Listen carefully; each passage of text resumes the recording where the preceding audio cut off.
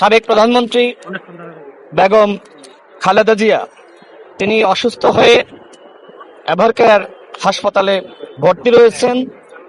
গণ অধিকার পরিষদের পক্ষ থেকে আমরা তার শারীরিক অবস্থার খোঁজ খবর নেওয়ার জন্য আজকে এসেছি এবং সেখানে দায়িত্বরত যারা রয়েছে তাদের সাথে কথা বলে যতটুকু জানতে পেরেছি তার অবস্থা অপরিবর্তিত, অর্থাৎ তিনি যে অবস্থায় ভর্তি হয়েছিলেন পরবর্তীতে বিএনপির যারা দায়িত্বপ্রাপ্ত নেতৃবৃন্দ বা দায়িত্বশীল ডাক্তার যারা রয়েছেন তারা আপনাদেরকে ইতিমধ্যে আপডেট জানিয়েছে। আমি যেহেতু বিশেষজ্ঞ না, সুতরাং সে বিষয়ে আমি মন্তব্য করতে চাই না। আমি এতটুকুই জানতে পেরেছি যে তার অবস্থা অপরিবর্তিত। আমরা দেশবাসীর কাছে দোয়া চাই, মহান আল্লাহ রাব্বুল আলামিন জনতাকে সুস্থ করে দেন। সেজন্য আমাদের দল মত নির্বিশেষে সকলের উচিত তার জন্য দোয়া করা। দেখেন, বেগম খালেদা জিয়া তিনি একজন আপসহীন নেত্রী। এদেশের গণতন্ত্রের জন্য তিনি সংগ্রাম করেছেন।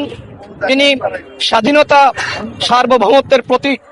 বিশেষ করে বাংলাদেশে ভারতীয় আধিপত্যবাদের বিরুদ্ধে তিনি আপসহীনভাবে লড়াই করেছেন, যে কারণে কিন্তু তাকে ফ্যাসিস্ট সরকার দীর্ঘ সময় কারারুদ্ধ করে রেখেছিল।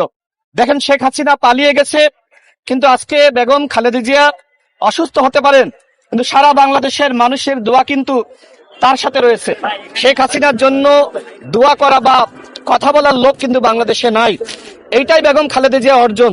বেগম খালেদা জিয়া আমাদের সকলের জন্য আমি মনে করি যে তিনি এক ধরনের দৃষ্টান্ত, যে কিভাবে ফ্যাসিবাদের বিরুদ্ধে লড়াই করতে হয়। তিনি আপসহীনভাবে লড়াই করেছেন, কখনো দেশ ছেড়ে পালিয়ে যাননি এবং ফ্যাসিস্ট শেখ হাসিনার সাথে কখনোই আপোষ করেননি। সেই মানুষটি আজকে হাসপাতালের বিছানায়। আমাদের দলের পক্ষ থেকে বিভিন্ন জায়গায় দোয়ার আয়োজন করা হয়েছে। আজকেও যাত্রাবাড়িতে আমাদের দলের পক্ষ থেকে দোয়ার আয়োজন করা হয়েছে। আসলে আমাদের দোয়া করা ছাড়া আর কিছুই করার নাই। বাট আমার একটি জায়গা, আমি যেটি আগেও বলেছি, যে মহান আল্লাহ রাব্বুল আলামিন তাকে ততদিন দীর্ঘায়ু দান করুক যতদিন না পর্যন্ত শেখ হাসিনার ফাঁসি কার্যকর হয়।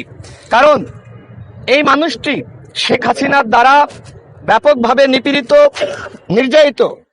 বেগম খালেদা জিয়া যে সময় তিনি জেলে যান, দেখবেন যে পায়ে হেঁটে জেলে গিয়েছেন। সেই মানুষটি পরবর্তীতে হুইল চেয়ারে কিন্তু মুক্তি পেয়েছে। অর্থাৎ তিনি যে অসুস্থ এবং তাকে যে এই অবস্থায় আমরা দেখছি, এর জন্য একমাত্র দায়ী ভারতীয় মদতপুষ্ট শেখ হাসিনা সরকার।